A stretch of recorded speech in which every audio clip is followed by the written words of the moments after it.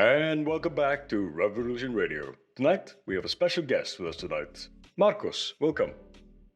Hola, camaradas. Green Commander, can you tell us, what is the ECLN? That is a good question, yes, and see, we're going straight to the middle point. Well, in our origins, back in the 80s, we were but a local branch of the National Liberation Front, or the FLN. But eventually we outgrew that organization. We began operating on our own. And during the time, I took the name of sub-commander, as I was under the directory of other leaders. But since then, the National Liberation Committee has elected me as supreme commander of the revolutionary armies. Yes, the SLN is the main branch of the armed struggle of the Mexican people, and we can ensure that our goals are accomplished, essentially. However, I believe that as the war in Mexico approaches its end, I'm hopeful that negotiations with the US are going well, although, of course, that is not my part of in this organization. Once the war is over, the SLN will likely be disbanded or reorganized by the Mexican Confederation, which is the new government. Expanding on that, can you explain the core principles and the goals of the ECLN struggle? Of course. We are a decentralized organization by its very nature. And of course, as our numbers grow, the opinion of our members will vary a lot. However, we can certainly say that there are several tenets that are core to this struggle we fight for. We follow the ideas of Emiliano Zapata, who was the leader of the Mexican Revolution, who fought against tyrants, both foreign and Mexicans alike, in more than a century ago. So our ideas are often called New Zapatismo by foreigners. That is perhaps somewhat right, because as the war has evolved, not all of the facets of the methods used by the great Zapata are appropriate or feasible in this day and age.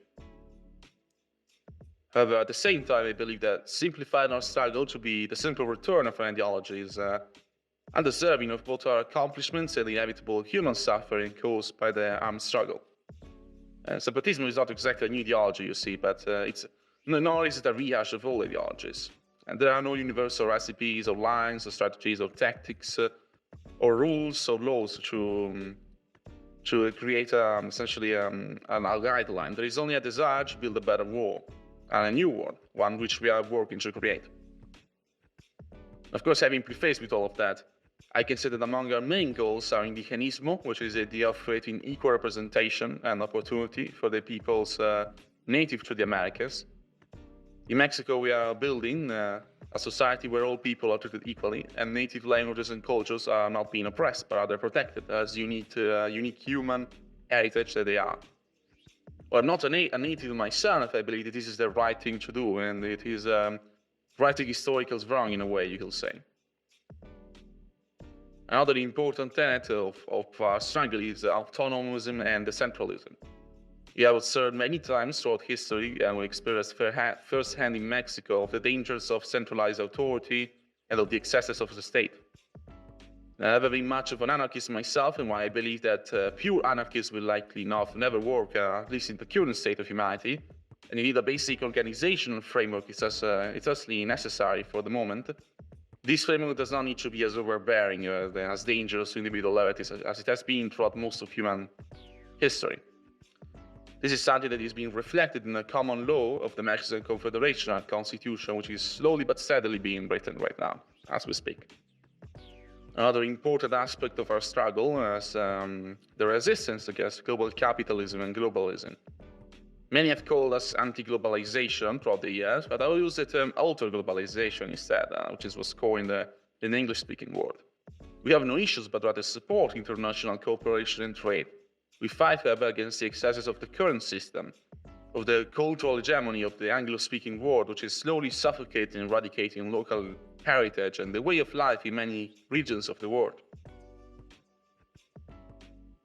Connected to these tasks, it should not be surprising that we are also an anti-capitalist organization in nature. As the driving force of all the negative aspects of globalization, we must be wary I save the power of mega corporations and of the private interests of the bourgeoisie.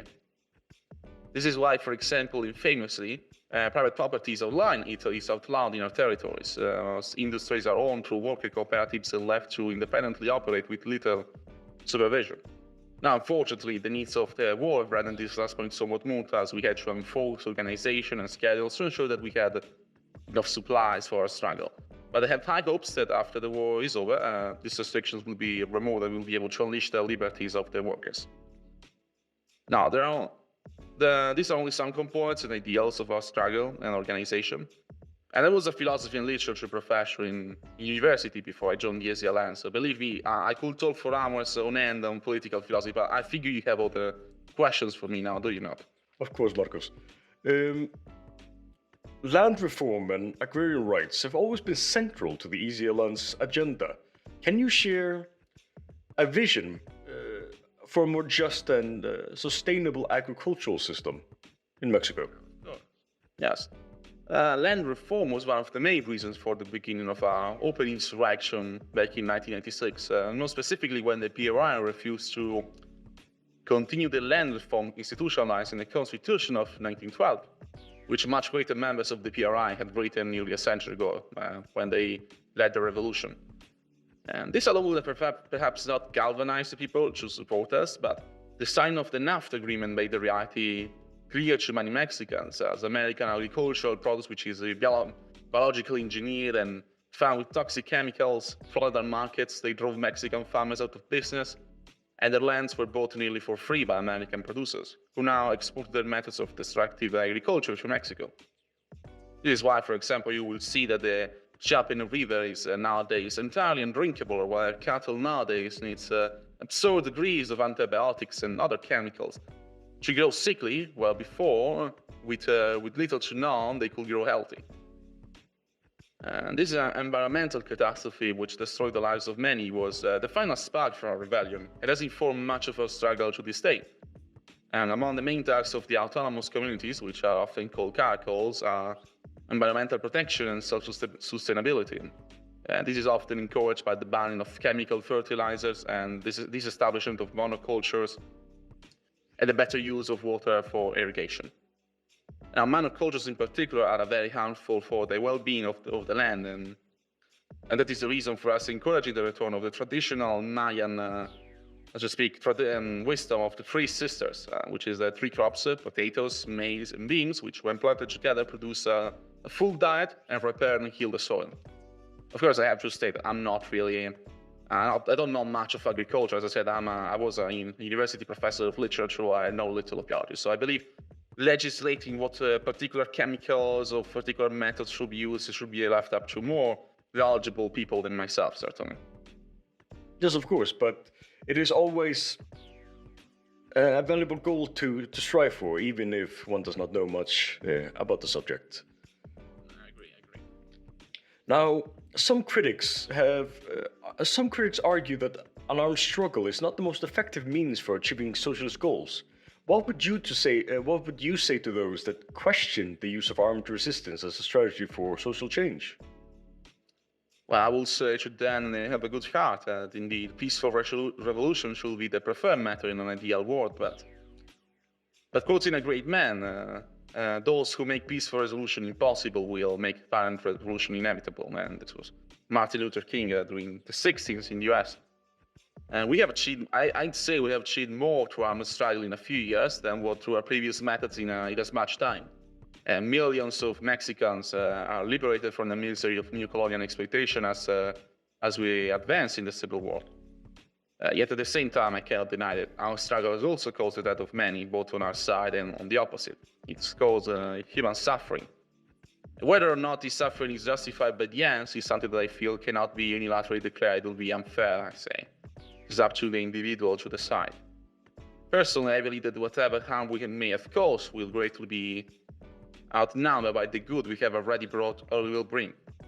But it is a dangerous train thought, I must say, and many throughout history have justified terrible atrocities through some utopian ends. Now, whether armed struggle is the most effective method of bringing revolution, it would appear that history favors violent revolution. Looking past struggles, you can see the French Revolution, the Russian Revolution. You can even go as far back as when the Athenians fought back against the 30 tyrants during the 400s BCs. Now, whether this is a wise method, because these revolutions nearly always ended up being authoritarian in nature, I cannot say. Perhaps, hopefully, a great struggle will not end this way. I will make sure it does not. A thoughtful answer. The EZLN has gathered international attention and support from various leftist groups around the world. How do you see your struggle as part of the broader global socialist movement? And what role do you envision for international solidarity? Indeed, we have gathered a lot of attention. As I said that before, one of the main goals of organization is to promote healthy and equitable international cooperation. I must say, to see so many people in the world support us was and still is a great reminder that we are not alone in our experiences and struggles. That indeed, what we are fighting here is not a war of Mexicans against Mexicans, nor of Mexicans against Americans, but a war of all of humanity against the excesses of capitalism.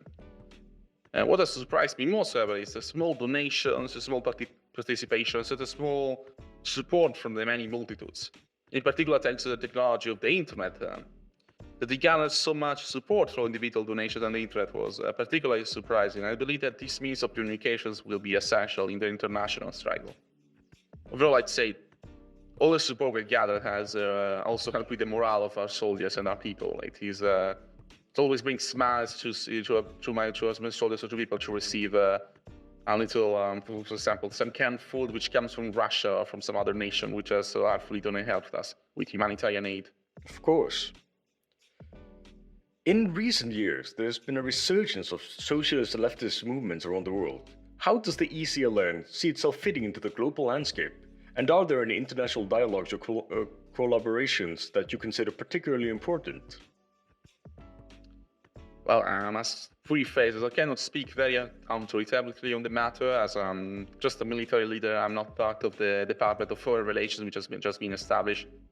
Personally, I believe, however, that our ties with other Latin American brothers is the most important policy direction for the EZLN and the Mexican Confederation after.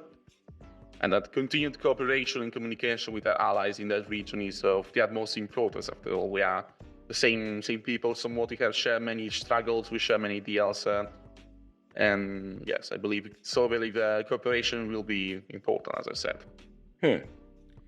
Now, the Zapatista movement has received support from various governments and groups worldwide. Can you explain the rationale behind accepting assistance from corrupt regimes like North Korea, which have a reputation for authoritarianism and human rights abuses? How does this align with your goals of promoting democracy and social justice? Well, I can say that all nations have problems, all systems have them. And refusing help from a certain nation due to that reason will be hypocritical. We ourselves are not perfect, I'd say. And furthermore, as the saying goes, the enemy of my enemy is my friend. And where I'm doubtful that some of our foreign backers have little interest in the reason for our struggle, rifle is but a means for our revolution, not important of the factory it came from, and a loaf of bread is sustenance for a human being, not important of the baker who milled it.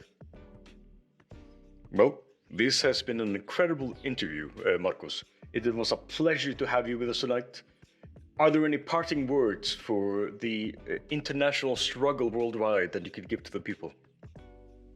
Well, I can say to all the people who currently live miserable lives, who perhaps are not happy with the current situation, remember that you're not alone. Remember to continue struggling for change either through peaceful means if your country allows it, or through violent means if it does not, and to try to communicate and stick together.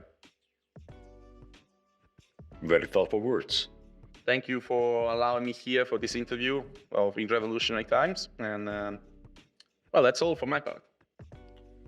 Well, hopefully we will see you next week on Revolution Radio. Farewell and good night. Glory to the revolution.